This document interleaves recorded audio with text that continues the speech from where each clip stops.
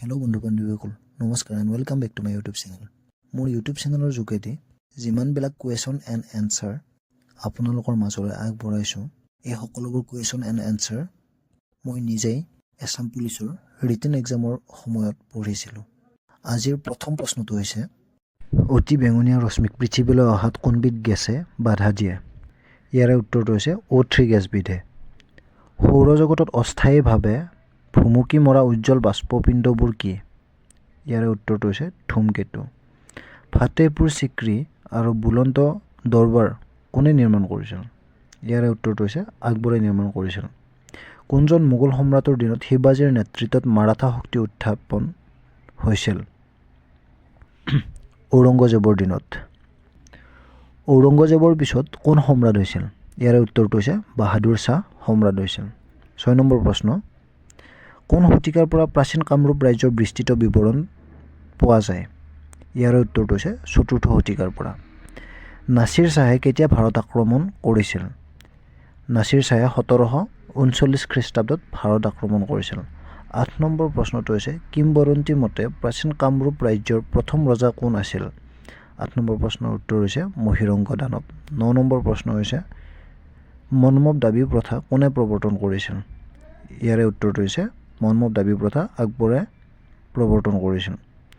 10 number প্ৰশ্ন হৈছে, নৰকাসুৰৰ মাতৃ কোন আছিল? ইয়াৰে উত্তৰটো হৈছে নৰকাসুৰৰ মাতৃ হৈছে পৃথিৱী। নৰকাসুৰৰ পুত্ৰ কোন আছিল? 11 নম্বৰ প্ৰশ্নৰ উত্তৰ হৈছে ভগদত্ত। 12 নম্বৰ প্ৰশ্ন হৈছে, বান ক'ৰ ৰজা আছিল? ইয়াৰ উত্তৰটো হৈছে বান শোণিতপুৰৰ ৰজা আছিল। বিদৰ্ভ ৰাজ্যৰ ৰাজধানী কি আছিল? 13 নম্বৰ প্ৰশ্নৰ উত্তৰ হৈছে বিদৰ্ভ ৰাজ্যৰ ৰাজধানী হৈছে কুণ্ডিল। 14 নম্বৰ প্ৰশ্ন হৈছে, শ্ৰীকৃষ্ণই বিবাহ কৰোৱা ভীষ্মৰ কন্যাগৰাকীৰ নাম কি আছিল? ইয়াৰে উত্তৰটো হৈছে ৰুক্মিণী।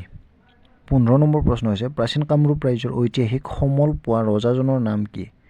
15 নম্বৰ প্ৰশ্নৰ উত্তৰ হৈছে পুষ্যবৰ্মন। পুষ্যবৰ্মনৰ সমসাময়িক ৰজাজনৰ নাম কি? ইয়াৰে উত্তৰটো হৈছে পুষ্যবৰ্মনৰ সমসাময়িক ৰজাজনৰ নাম হৈছে সমুদ্ৰগুপ্ত। 17 নম্বৰ প্ৰশ্ন হৈছে, কোনজন বৰ্মন বংশৰ ৰজাই গুপ্তাব্দ চন প্ৰথমবাৰৰ বাবে ব্যৱহাৰ কৰিছিল?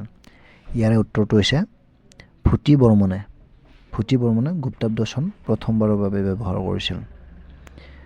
18 নম্বৰ প্ৰশ্ন হৈছে, ভূমিকম্পৰ তৰংগৰ প্ৰাবল্য জোখা আহিলাবিধৰ নাম কি? 18 নম্বৰ প্ৰশ্নৰ উত্তৰ হৈছে চিছমোগ্ৰাফ। গুৱাহাটী বিশ্ববিদ্যালয় কিমান চনত স্থাপিত হৈছিল? ইয়াৰে উত্তৰটো হৈছে 1948 চনত গুৱাহাটী বিশ্ববিদ্যালয় স্থাপিত হৈছিল। শেষৰটো প্ৰশ্ন হৈছে, ভাৰতৰ ৰাষ্ট্ৰীয় খেল কি? ইয়াৰে উত্তৰটো হৈছে ভাৰতৰ ৰাষ্ট্ৰীয় খেল হৈছে হকী।